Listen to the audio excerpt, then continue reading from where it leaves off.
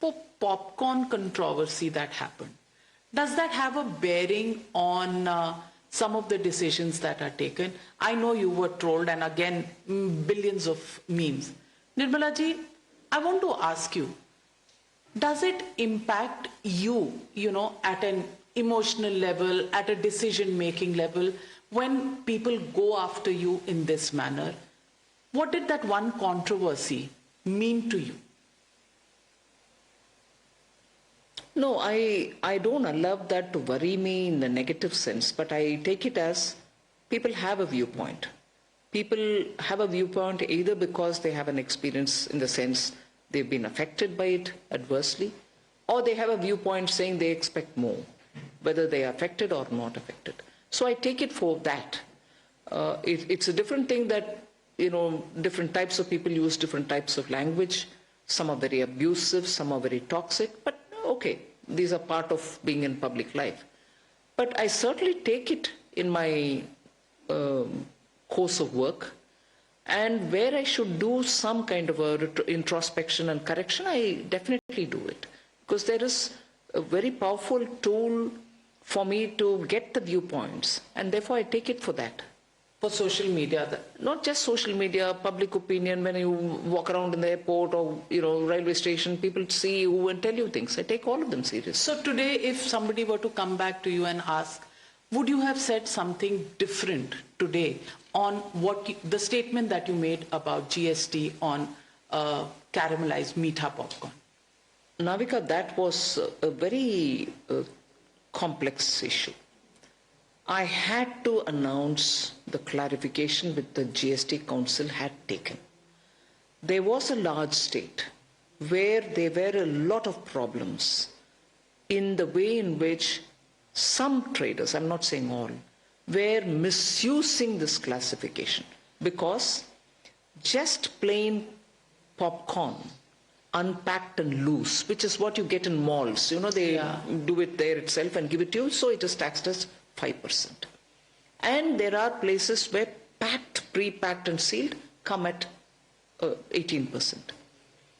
Just salted, I'm going into the detail, which was mocked at, but I have to say this.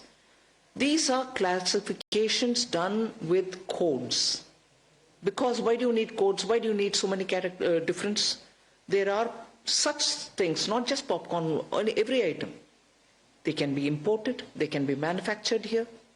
And the treatment within India, when it is done by a cottage industry, is different from that which is done by a large, giant corporate body. So these treatments are repackaged and branded, and they have huge advertisements and so on. They are treated differently, as different from local merchant who does it small and sells his well. These are differentiations brought because of the economy's nature itself. But when the same product comes from outside, they have a particular code with which they come. So an imported product competing against a similar product which is produced within the country, they have to be treated, and there should be some unique number given to them. So there is a HSN code given to them. Now therefore, the doubt which arises in the mind of both the seller or when they go to the court, in the court, that these two items are being treated similarly or they should be treated differently, are all subject to litigation.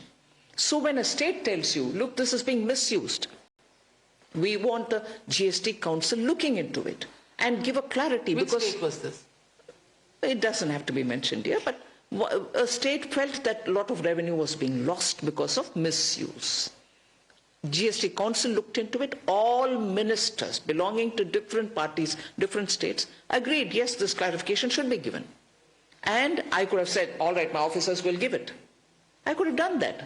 Saved myself, looking at it in retrospect, saved myself from all the, memes saying, should the finance minister come and say this? Does she have to think about popcorn? Should she not be thinking about I take that. I take it in my stride. But for a GST, which is now just going to be, which is touched 10 years, but no, 7th year, there are a lot of teething problems on which, when there is a clarification which the council takes up, and in a press conference, and that day, mind you, there was a television channel which was running it, as though they have already got to know what the council is taking as a decision. And in the media, in the press conference, somebody asks a question. Do I reply or do I not? And if it is a petty thing, I'm a finance minister, I can't talk on popcorn, I could have asked a secretary to answer. Even that would be treated. I remember distinctly during Atmanirbhar Bharat time, when one question was asked of me, I said, probably I spoke too much, and I said, all right, now the secretary can answer. That evening, my God, there were a lot of people who said, she doesn't know fundamental, she's only an achar mami, she cannot give Achar up. mami. Yes, she makes achar, so she doesn't know these details. She's asking the secretary to reply. So opinions come on that as well. Damned if you do, damned if you Yes, don't. so I don't mind, because these are, I suppose, occupational hazards. Nuts and bolts Yes. of the tax regime. And the finance minister doesn't know any of that. Now, when a person has his own assessment of how long he wants to do his work, particularly in the initial years, and they'll do accordingly. The best from you can come out based on the work that you do, based on the way you want to do it. Individuals will arrive at what is best for them.